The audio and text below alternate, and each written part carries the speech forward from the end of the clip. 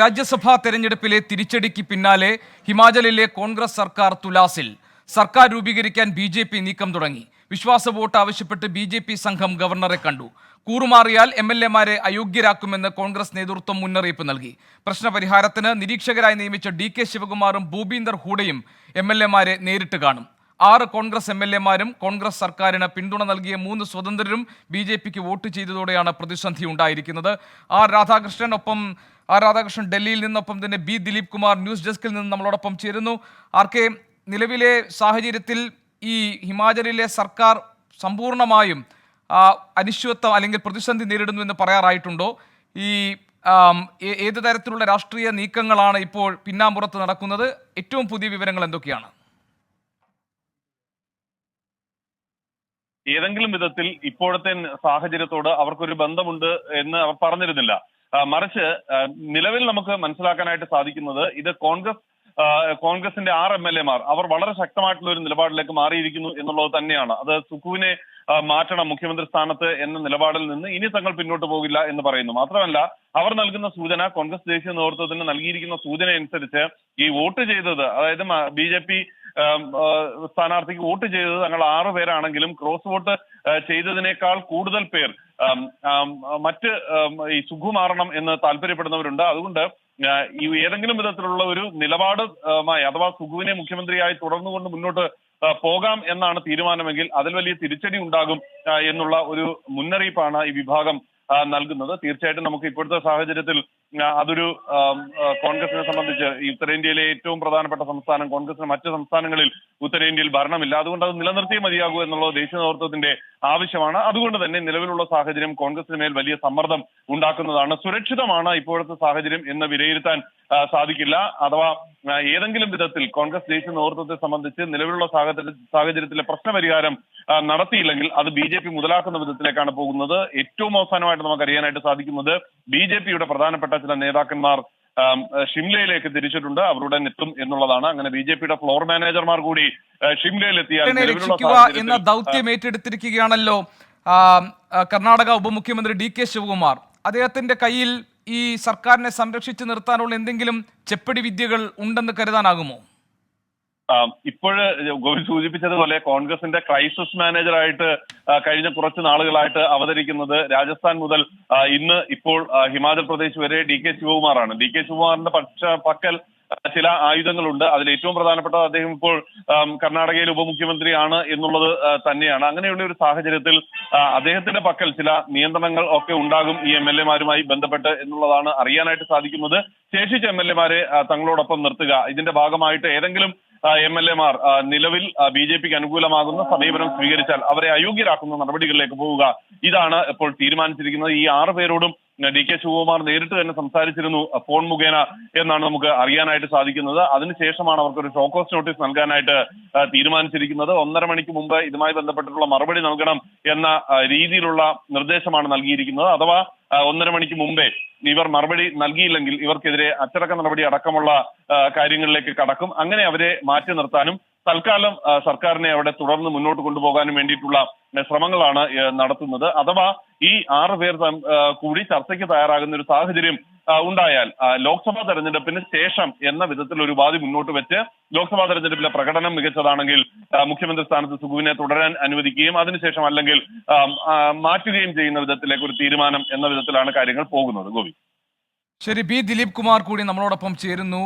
News ഡെസ്കിൽ നിന്ന്. ദിലീപ്, ഉത്തരേന്ത്യയിൽ കോൺഗ്രസിന് ഭരണമുള്ള ഏക സംസ്ഥാനമാണ് ഹിമാചൽ പ്രദേശ്. അവിടെ ഇപ്പോൾ കൂറുമാറ്റത്തിലൂടെ ആ സർക്കാർ ആടിയുലയുകയാണ്. സർക്കാരിനെ സംരക്ഷിച്ചു നിർത്താൻ വേണ്ടിയുള്ള അടവുകളുമായി ഡി.കെ. ശിവകുമാർ ഹിമാചലിൽ എത്താൻ പോകുന്നു.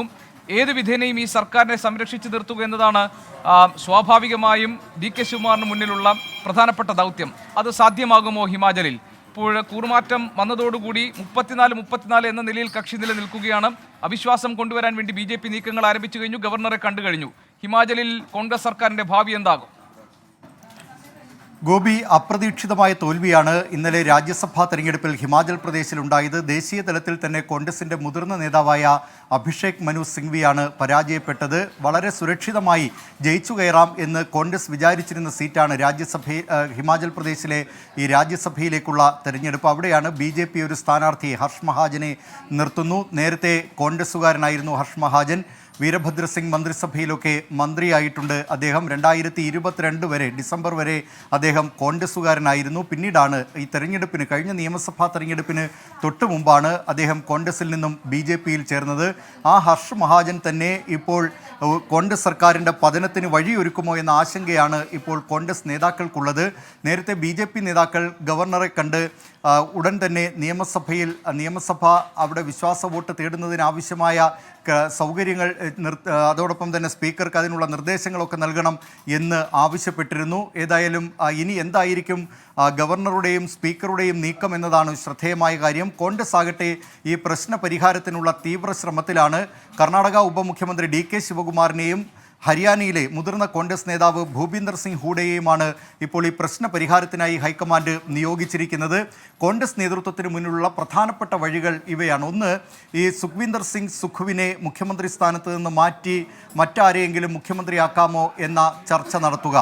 പ്രത്യേകിച്ച് ഇപ്പോൾ തന്നെ ഇടഞ്ഞു നിൽക്കുന്ന MLA-മാർ 6 MLA-മാരാണ് ഇന്നലെ ഈ കോൺഗ്രസ് പക്ഷത്ത് നിന്ന് BJP സ്ഥാനാർത്ഥിക്ക് അനുകൂലമായി വോട്ട് ചെയ്തത്. അവരുൾപ്പെടെ ആവശ്യപ്പെടുന്നത് മുഖ്യമന്ത്രിയെ മാറ്റണം എന്ന നിലപാടാണ്. ആ നിലപാട് അംഗീകരിച്ചുകൊണ്ട് മുഖ്യമന്ത്രിയെ മാറ്റുക, പകരം മുകേഷ് അഗ്നിഹോത്രിയെ മുഖ്യമന്ത്രിയാക്കാമോ, ഇപ്പോൾ അദ്ദേഹം ഉപമുഖ്യമന്ത്രിയാണ്, അതിനുള്ള സാധ്യതകൾ ആരായുക. മറ്റൊന്ന്, ഈ 6 MLA-മാരെയും അയോഗ്യരാക്കുക. അവരെ കൂറുമാറ്റ നിരോധന നിയമത്തിൻ്റെ പരിധിയിൽപ്പെടുത്തിക്കൊണ്ട് അയോഗ്യരാക്കിയാലും സംസ്ഥാന സർക്കാരിന് തൽക്കാലം ഭീഷണികൾ മറികടക്കാൻ കഴിയും. ആ നിലയിലുള്ള കാര്യങ്ങൾ. അപ്പോൾ ഈ അയോഗ്യരാക്കപ്പെടുമ്പോൾ 68 അംഗ നിയമസഭയിൽ 40 പേരാണ് കോൺഗ്രസ് പക്ഷത്തുള്ളത്, 25 MLA-മാരാണ് BJP പക്ഷത്തുള്ളത്, 3 സ്വതന്ത്ര MLA-മാരുമുണ്ട്. ഈ സ്വതന്ത്ര MLA-മാർ ഇതുവരെ കോൺഗ്രസ് സർക്കാരിനെ പിന്തുണയ്ക്കുകയാണ് ചെയ്തിരുന്നത്. ഈ 40 കോൺഗ്രസ് MLA-മാരിൽ 6 പേരെ അയോഗ്യരാക്കിയാൽ 34ആയി കോൺഗ്രസിൻ്റെ അംഗബലം കുറയും. പക്ഷേ BJPക്ക് ഇവരുടെ പിന്തുണ തേടാൻ നിയമസഭയിൽ കഴിയില്ല എന്നതാണ് ഇതിൽ പ്രധാനമായും ആ നിലയിലുള്ള വഴികൾ കോൺഗ്രസ് നേതൃത്വം ആലോചിക്കുന്നത്. മറ്റൊന്ന്, ഈ വിമതരെ അനുനയിപ്പിക്കുക എന്നതാണ്. അതിനുള്ള ശ്രമങ്ങളും ആരംഭിച്ചു കഴിഞ്ഞു. ഇങ്ങനെ പല തരത്തിലുള്ള മാർഗങ്ങൾ കോൺഗ്രസ് നേതൃത്വം ഇപ്പോൾ ആരായുന്നുണ്ട്. ഇപ്പോൾ നിലവിലെ സാഹചര്യത്തിൽ ഇന്നലെ ഹർഷ് മഹാജന് വേണ്ടി മാറി വോട്ട് ചെയ്ത ആളുകൾ 6 കോൺഗ്രസ് MLA-മാരും 3 സ്വതന്ത്രരുമാണല്ലോ. അപ്പോൾ ഇപ്പോഴത്തെ കക്ഷിനില പരിശോധിച്ചു കഴിഞ്ഞാൽ 34 എന്ന നിലയിലല്ലേ നിൽക്കുന്നത്. അതായത് കോൺഗ്രസിന് ഇതുവരെ ഉണ്ടായിരുന്നത് 40 അംഗങ്ങളാണെങ്കിൽ അവിടെ നിന്ന് 9 പേർ മാറുന്നു. BJPക്ക് ഉണ്ടായിരുന്നത് 25 അങ്ങനെ 34 എന്ന കക്ഷിനില നിൽക്കുന്നു. ഈ ഒരു പ്രതിസന്ധി ഘട്ടത്തെ തരണം ചെയ്യുക എന്നത് ഇവരെ അയോഗ്യരാക്കുന്നതിലൂടെ കഴിയുമെന്നാണല്ലോ കോൺഗ്രസ് കണക്ക് കൂട്ടുന്നത് അല്ലേ. പക്ഷേ BJP ഇതിനോടകം തന്നെ ഗവർണറെ കണ്ടു കഴിഞ്ഞു, അടുത്ത നീക്കങ്ങളിലേക്ക് കടക്കുകയാണ്. ഇതിൽ പ്രായോഗികമായി ഇനി എന്താണ് ഇതിൽ സംഭവിക്കാൻ സാധ്യതയുള്ളത്? ഗോപി, ഇപ്പോൾ 34 എന്ന നിലയിലേക്ക് അവിടെ ഹിമാചൽ പ്രദേശിലെ അംഗബലം മാറിയിട്ടുണ്ട്.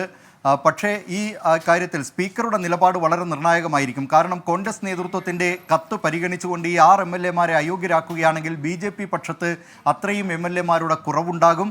അത് പിന്നീട് ഒരു ഉപതെരഞ്ഞെടുപ്പുകളിലേക്കൊക്കെ പോകുന്ന സ്ഥിതി ഉണ്ടാകും. അങ്ങനെ പോകുമോ അതോ വിമത MLA-മാരെ അനുനയിപ്പിക്കാൻ കോൺഗ്രസ് നേതൃത്വത്തിന് കഴിയുമോ തുടങ്ങിയതൊക്കെ ഇനി അറിയാനിരിക്കുന്നതേ ഉള്ളൂ. ഇന്നലെ തന്നെ BJP നിയമസഭയിൽ ഈ സർക്കാരിനെ വീഴ്ത്താനുള്ള എല്ലാ ശ്രമങ്ങളും നടത്തിയിരുന്നു. ഫിനാൻഷ്യൽ ബില്ലുമായി ബന്ധപ്പെട്ടുകൊണ്ട് ഖണ്ഡനോപക്ഷേപം കൊണ്ടുവന്നിരുന്നു. പക്ഷേ സ്പീക്കർ ഈ ഖണ്ഡനോപക്ഷേപം ഒരു വോട്ടിങ്ങിലേക്ക് പോകുന്നത് അനുവദിച്ചില്ല. പകരം ശബ്ദ വോട്ടോടുകൂടി ഈ ഫിനാൻഷ്യൽ ബില്ലുകൾ പാസ്സായി എന്ന നിലയിൽ അഭിപ്രായ പ്രകടനം നടത്തുകയാണ് ചെയ്തത്. അതിനെതിരെയും ഇന്നിപ്പോൾ ഗവർണറെ കണ്ടപ്പോഴും BJP അക്കാര്യത്തിലുള്ള സ്പീക്കറുടെ നിലപാടിലുള്ള അതൃപ്തി അറിയിച്ചിട്ടുണ്ട്. അതുകൊണ്ട് സ്പീക്കർ കൂടി ഇനിയുള്ള ഈ നീക്കങ്ങളിൽ, ഹിമാചൽ പ്രദേശിലെ നീക്കങ്ങളിൽ നിർണായകമാകും എന്ന കാര്യത്തിൽ യാതൊരു സംശയവുമില്ല. ഗോപി, ഇത് ദേശീയ തലത്തിൽ മറ്റൊരു ചർച്ചയ്ക്ക് കൂടി വഴി തുറക്കുകയാണല്ലോ ദിലീപ്. കാരണം ഇത് വ്യാപകമായ കൂറുമാറ്റം കാണുന്നു. അത് ഹിമാചലിൽ നമ്മൾ കണ്ടു, ഉത്തർപ്രദേശിൽ കാണുന്നു. അപ്പോൾ ഈ രാജ്യസഭാ തെരഞ്ഞെടുപ്പിൻ്റെ ഫലങ്ങൾ വരുമ്പോൾ MLA-മാർ മറുകണ്ഠം ചാടുന്നത് ഈ 2 സംസ്ഥാനങ്ങളിൽ വളരെ പ്രകടമായി കാണുകയാണ്. സ്വാഭാവികമായും ഇന്ത്യ സഖ്യത്തിനും അതിന് നേതൃത്വം കൊടുക്കുന്ന കോൺഗ്രസിനുമൊക്കെ ബലക്ഷയമുണ്ടാക്കുന്ന, അവരിൽ ആശങ്കയുണ്ടാക്കുന്നതല്ലേ ഈ പുതിയ കൂറുമാറ്റ നീക്കങ്ങൾ? ഗോപി, തീർച്ചയായും ഇന്ത്യ സഖ്യത്തെ സംബന്ധിച്ച് വലിയ ആശങ്കയാണ്. ഈ ലോക്സഭാ തെരഞ്ഞെടുപ്പ് അടുത്തു വരുന്ന വേളയിൽ ഇത്തരത്തിലുള്ള വലിയ തിരിച്ചടികൾ നേരിടുന്നു. ഹിമാചൽ പ്രദേശിൽ ഇപ്പോഴുണ്ടായിട്ടുള്ള പ്രതിസന്ധി, ആ പ്രതിസന്ധി എങ്ങനെ മറികടക്കുമെന്ന് ഇപ്പോൾ കോൺഗ്രസ് നേതൃത്വം ആലോചിച്ചുകൊണ്ടിരിക്കുകയാണ്. പക്ഷേ ഒരു ഡസനോളം കോൺഗ്രസ് MLA-മാർക്കെങ്കിലും മുഖ്യമന്ത്രിയുടെ നിലപാടിൽ അസംതൃപ്തിയുണ്ട് എന്നാണ് വിമതർ അവകാശപ്പെടുന്നത്. അങ്ങനെ വരികയാണെങ്കിൽ ഇപ്പോൾ ലോക്സഭാ തെരഞ്ഞെടുപ്പിലേക്ക് പോകുന്ന സാഹചര്യത്തിൽ അത് ഹിമാചൽ പ്രദേശിലെ കോൺഗ്രസിൻ്റെ സാധ്യതകൾക്ക് വലിയ തിരിച്ചടിയാകും. മാത്രമല്ല, അത് മറ്റിടങ്ങളിലും അത് പ്രതിഫലിക്കുമെന്നാണ് ഇന്ത്യ സഖ്യത്തിലെ നേതാക്കൾ കരുതുന്നത്. കോൺഗ്രസ് നേതൃത്വത്തിന് ഇപ്പോൾ തന്നെ ഉത്തരേന്ത്യയിൽ അധികാരമുള്ള കോൺഗ്രസ് ഭരിക്കുന്ന ഏക സംസ്ഥാനമാണ് ഹിമാചൽ പ്രദേശ്. അവിടെ കൂടി അധികാരം നഷ്ടപ്പെടുന്നത് മറ്റു സംസ്ഥാനങ്ങളിൽ ഈ പ്രാദേശിക കക്ഷികൾക്കൊക്കെ കോൺഗ്രസ് നേതൃത്വം കൂടുതൽ വഴങ്ങേണ്ടി വന്നേക്കും, അതിനവരെ പ്രേരിപ്പിച്ചേക്കും. അത്തരത്തിലൊരു സമ്മർദ്ദം ഈ പ്രാദേശിക കക്ഷികളുടെ ഭാഗത്തു നിന്നുണ്ടായേക്കും എന്ന തരത്തിലുള്ള അഭ്യൂഹവും ശക്തമാണ്. അതുകൊണ്ട് തന്നെ ഇന്ത്യ സഖ്യത്തെ സംബന്ധിച്ച് വലിയ തിരിച്ചടിയാണ് ഇപ്പോൾ ഈ ഹിമാചൽ പ്രദേശിൽ മാത്രമല്ല, ഉത്തർപ്രദേശിൽ സമാജ്വാദി പാർട്ടിയിൽ നിന്ന് ചീഫ് വിപ്പ് മനോജ് പാണ്ഡെ അടക്കമുള്ള MLA-മാരുടെ കൂറുമാറ്റം ഉണ്ടാകുന്നു. അത് ഉത്തർപ്രദേശിലും വലിയ ആശങ്കകൾ സൃഷ്ടിക്കുന്നു. ഇങ്ങനെ വിവിധ സംസ്ഥാനങ്ങളിൽ കോൺഗ്രസ് നേതൃത്വത്തെ സംബന്ധിച്ച്, ഇന്ത്യ സഖ്യത്തെ സംബന്ധിച്ച് ലോക്സഭാ തെരഞ്ഞെടുപ്പുമായി ബന്ധപ്പെട്ടുകൊണ്ട് ഇപ്പോൾ ഈ നേതാക്കൾക്കുണ്ടാകുന്ന അവരുടെ മറുകണ്ഠം ചാടൽ അത് വലിയ ആശങ്ക തന്നെയാണ് കോൺഗ്രസ് നേതൃത്വത്തിനും സഖ്യകക്ഷികൾക്കും സൃഷ്ടിച്ചിട്ടുള്ളത്. ഗോപി, രാധാകൃഷ്ണൻ കൂടി നമ്മളോടൊപ്പം ഉണ്ട്, തുടരുന്നുണ്ട്. ആർക്കെ, ഉത്തരേന്ത്യയിൽ കോൺഗ്രസിന്റെ കൈവശമുള്ള ഏക സംസ്ഥാനം, അവിടെ സർക്കാർ പിടിവിട്ടു പോകുന്ന സാഹചര്യം, സുഖ്വീന്ദർ സുഖുവിന്റെ പ്രധാനപ്പെട്ട ആരോപണം തന്നെ കൂറുമാറിയ കോൺഗ്രസ് MLA-മാരെ പോലീസിന്റെ സഹായത്തോടുകൂടി BJP ഹരിയാനയിലെ പഞ്ച്കുവയിലേക്ക് തട്ടിക്കൊണ്ടുപോയി എന്നാണ്. അവിടുത്തെ റെസ്റ്റ് ഹൗസിലേക്ക് ഇവരെ കൊണ്ടുപോകുന്ന ദൃശ്യങ്ങളൊക്കെ ഇന്നലെ പുറത്തുവിടുകയും ചെയ്തിരുന്നു.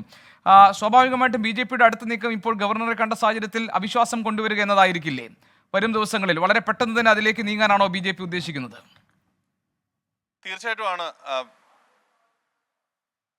തീർച്ചയായിട്ടും ആ വിധത്തിൽ സഭയിൽ വിശ്വാസ വോട്ട് അതിനു വേണ്ടിയിട്ടുള്ള സാഹചര്യം ഒരുക്കുക എന്നുള്ളതാണ് BJP-യുടെ നീക്കം. ഗവർണറോട് ആവശ്യപ്പെട്ടിരിക്കുന്നത് സർക്കാരിന് ഭൂരിപക്ഷമില്ല, അത് തെളിയിക്കാനായിട്ട് സർക്കാരിനോട് ആവശ്യപ്പെടണം. മാത്രമല്ല, ഏതാണ്ട് ഇന്നിപ്പോൾ ഈ ബഡ്ജറ്റുമായി ബന്ധപ്പെട്ടിട്ടുള്ള നടപടിക്രമങ്ങൾ ഏകപക്ഷീയമാക്കാനായിട്ട് സ്പീക്കർ ശ്രമിക്കുകയാണ്. BJP MLA-മാരെ അയോഗ്യരാക്കുന്നത് അഥവാ സസ്പെൻഡ് ചെയ്യുന്നത് ഉൾപ്പെടെയുള്ള നടപടികളിലേക്ക് സ്പീക്കർ കടന്നേക്കും എന്നതടക്കമുള്ള ആക്ഷേപങ്ങളും അവർ ഉന്നയിച്ചിട്ടുണ്ട്. ഈ സാഹചര്യത്തിൽ BJP-യെ സംബന്ധിച്ച് നിലവിലുള്ള സാഹചര്യത്തിൽ ഗോപി സൂചിപ്പിച്ചതുപോലെ വിശ്വാസ വോട്ടെടുപ്പ് സഭയിൽ സാധ്യമാക്കുക എന്നൊരു ലക്ഷ്യത്തിലേക്കാണ് അവർ പോകുന്നത്. അതിനു മുമ്പ് സ്പീക്കറുമായി ബന്ധപ്പെട്ടിട്ടുള്ള ചില ആക്ഷേപങ്ങളും BJP ഉന്നയിക്കുന്നുണ്ട്. അങ്ങനെയാണെങ്കിൽ സ്പീക്കർക്കെതിരെയുള്ള അവിശ്വാസം ഒരുപക്ഷെ BJP അവതരിപ്പിക്കാനായിട്ടുള്ള സാഹചര്യവും ഇപ്പോൾ ഉണ്ട്. ഏതായാലും ഈ ഗവർണറെ കണ്ട BJP-യുടെ നേതൃസംഘം അല്പസമയത്തിനകം തുടർ നീക്കങ്ങൾ ചർച്ച ചെയ്യാനായിട്ട് അവർ ചേരുന്നുണ്ട്. അതിനുശേഷമായിരിക്കും ഇക്കാര്യത്തിലുള്ള ഒരു അന്തിമ തീരുമാനത്തിലേക്ക് പോവുക. ഏതായാലും BJP-യുടെ മുതിർന്ന കോൺഗ്രസിന്റെ പ്രതിരോധ നീക്കങ്ങൾ എന്തൊക്കെയാണ്? എപ്പോഴാണ് DK ശിവകുമാർ ഷിംലയിൽ എത്തുന്നത്? അദ്ദേഹത്തിന്റെ പ്രധാനപ്പെട്ട ദൗത്യം തന്നെ ഏത് വിധേനയും ഈ കോൺഗ്രസ് സർക്കാരിനെ സംരക്ഷിച്ച് നിർത്തുക എന്നുള്ളതാണല്ലോ. കോൺഗ്രസിന്റെ പ്രതിരോധ നീക്കങ്ങൾ എന്തൊക്കെയാണ്? DK ശിവകുമാറിന്റെ പദ്ധതി എന്താണ്?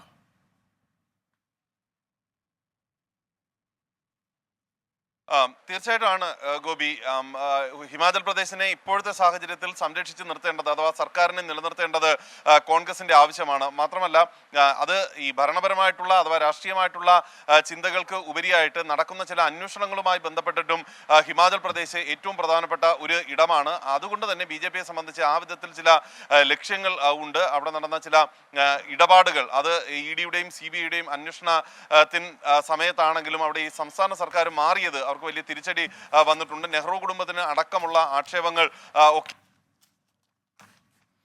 രാധാകൃഷ്ണനാണ് നമുക്ക് വിവരങ്ങൾ നൽകിയത്. ഏതായാലും ആടിയുലയുകയാണ് ഹിമാചൽ പ്രദേശിലെ സുഖ്വീന്ദർ സുഖു നേതൃത്വം നൽകുന്ന കോൺഗ്രസ് സർക്കാർ. ഏതു വിധേനയും അധികാരം പിടിച്ചെടുക്കാൻ വേണ്ടിയുള്ള നീക്കങ്ങളിലേക്ക് BJP ശക്തമാക്കി കഴിഞ്ഞു. ആ നീക്കങ്ങൾ അതിനെ തടയിടാൻ വേണ്ടി, അതിനെ പ്രതിരോധിക്കാൻ വേണ്ടി കർണാടക സർക്കാർ ഉപമുഖ്യമന്ത്രി DK ശിവകുമാർ അല്പസമയത്തിനകം ഷിംലയിലെത്തും. ഏത് തരത്തിലായിരിക്കും കോൺഗ്രസ് ഈ നീക്കങ്ങളെ പ്രതിരോധിക്കുക എന്നത് വളരെ പ്രധാനപ്പെട്ട ആകാംക്ഷ നിറഞ്ഞ ഒരു രാഷ്ട്രീയ ചോദ്യമായി അവശേഷിക്കുന്നുണ്ട്. അതോടൊപ്പം തന്നെ ഹിമാചലിലും അതോടൊപ്പം ഉത്തർപ്രദേശിലും കാണുന്ന കൂറുമാറ്റം സ്വാഭാവികമായും ഇന്ത്യ മുന്നണിക്ക് ആശങ്ക പകരുന്ന ഒന്നാണ്.